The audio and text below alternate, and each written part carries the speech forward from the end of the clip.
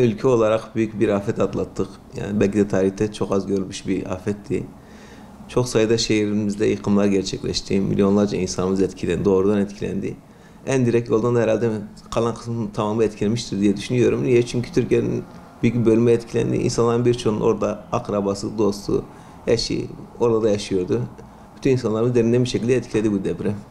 Tabii deprem olduktan sonra halkımız gerçekten üzerine düşen yükümlülükleri yerine getirdiği büyük ölçüde. İnsanlar yardıma koştular orada. Çok büyük yardım kampanyaları yapıldı. Halen de devam ediyor. Bu alkışlanacak bir davranış. Ama tabii bunun yanında her zaman olduğu gibi fırsatçılar da var maalesef. Özellikle son dönemde sık sık görüyoruz. Depremden dolayı kiraların birçok şehirde fahiş bir şekilde arttığını görüyoruz. Bu yanında stokçuluk yapanlar var. Mal ve hizmetlerde ciddi bir artış var fiyatlarda. Şimdi tabii vatandaş buna karşı ne yapabilir diye baktığımız zaman vatandaş aslında buna karşı savunması değil, vatandaş kullanabileceği hakları var. Bunların en başına da ne geliyor? Biliyorsunuz Ticaret Bakanlığı bünyesinde haksız fiyat değerlendirme kurulu var. Vatandaşlarımız kiralarda ciddi artış yapan veya mal ve hizmetleri ciddi artış yapan insanları Ticaret İl Müdürlüklerine veya valiliklere veya CİMER'e şikayet yolla bildirebilirler. Bu durumda ya tespit yapılıyor ve eğer bu tespit edilirse ilgililere büyük cezalar veriliyor. Ayrıca sadece ceza vermekle de kalınmıyor.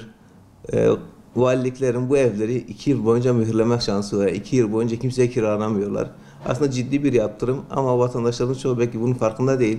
Vatandaşlarımız haklarını bildikleri takdirde deprem fırsatçıları hiçbir şey yapamaz diye düşünüyorum ben. Çoğu ülkede aslında buna karşı önlemler belli yani. Bir yerde değer tespiti yapılır, kira tespitleri, azami bir sınır belirleniyor birçok ülkede. Ülkemizde bu yok maalesef ama aslında bu yapılabilecek bir şey. Evlerin rayişlerine göre kira değerleri tespit edilebilir, azami değerler tespit edilebilir ve bunun üzerine bir değer tespit istendiği zaman, bir kira istendiği zaman bu konuda yapılacak şikayetle o fazla kira isteyen şahısların ciddi şekilde cezalandırılması yoluna gidilebilir. Zaten eğer ev sahipleri bunu görürlerse tahmin ediyorum ki öyle bir şeye tevessül etmeyeceklerdir.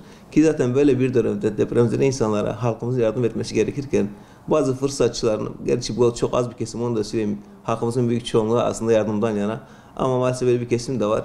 O tür insanlar hakkında da gerekli şikayetler yapıldığı takdirde inanıyorum ki bu tür şeyler sona erecektir. Böyle bir afet döneminde aslında herkesin bir araya girmesi lazım. Yardımlaşma duygularının en üst noktaya çıktığı bir dönem aslında.